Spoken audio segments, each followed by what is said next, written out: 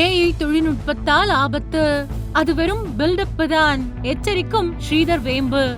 சில நாட்களுக்கு முன்பு இந்தியாவில் முன்னணி ஐடி நிறுவனங்கள் ஏஐ தொழில்நுட்பத்தை காரணமாக காட்டி கொத்து கொத்தாக பல நூற்றுக்கணக்கான ஊழியர்களை வீட்டுக்கு அனுப்பியது. ஆனால் உண்மையில் ஐடி நிறுவனங்கள் பொருளாதார ரீதியாக மந்த நிலையை சந்தித்து வருகின்றன. அதனால்தான் இந்த பணி நீக்கம் நடக்கின்றது. இதற்கெல்லாம் பலியாடு ஆக ஏஐ டெக்னாலஜியை நிறுவனங்கள் பயன்படுத்துகின்றன என்று ஜோஹோ நிறுவனத்தின் நிறுவனர் ஸ்ரீதர் வேம்பு அதிரடியான ஒரு கருத்தை கூறியிருக்கிறார். மேலும் தற்பொழுது வேறொரு முக்கியமான காரணத்தையும் கூறி அவர் அதிர்ச்சியை ஏற்படுத்தியுள்ளார்.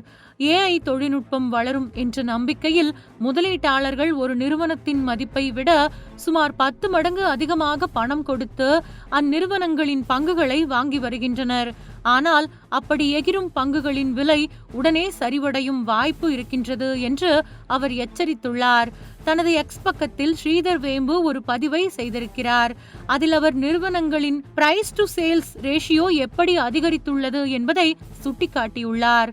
Nvidia, apple, alphabet, Microsoft, meta மற்றும் மைக்ரோன் டெக்னாலஜி போன்ற நிறுவனங்களை அவர் குறிப்பிட்டுள்ளார்.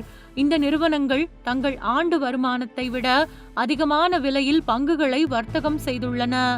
பிரைஸ் டு சேல்ஸ் ரேஷியோ என்விடியாவிற்கு 20 மடங்காகவும், ஆப்பிளுக்கு 10 மடங்காகவும், ஆல்பபெட்டுக்கு 11 மடங்காகவும், மைக்ரோசாஃப்ட் நிறுவனத்திற்கு 10 மடங்காகவும், மெட்டா நிறுவனத்திற்கு 7.5 மடங்காகவும், மைக்ரான் நிறுவனத்திற்கு 19 மடங்காகவும் அதிகரித்துள்ளதாக அவர் தனது பதிவில் குறிப்பிட்டார்.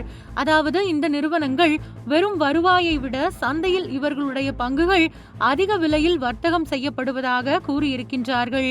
1990களில் இன்டர்நெட் என்ற புதிய தொழில்நுட்பம் உலகில் அறிமுகமாகி வேகமாக வளர்ந்து வந்தது. இதனால் இன்டர்நெட் சேவை உலகத்தையே மாற்றப் போகிறது என்று கருதி முதலீட்டாளர்கள் பணத்தை அதிக அளவில் முதலீடு செய்தனர். அப்போது ஒரு இணைய நிறுவனத்தின் பெயருக்கு பின்னால் .com என்ற பெயர் இருந்தால் உடனே அந்த நிறுவனத்தின் பங்குகளை வாங்கினார்கள்.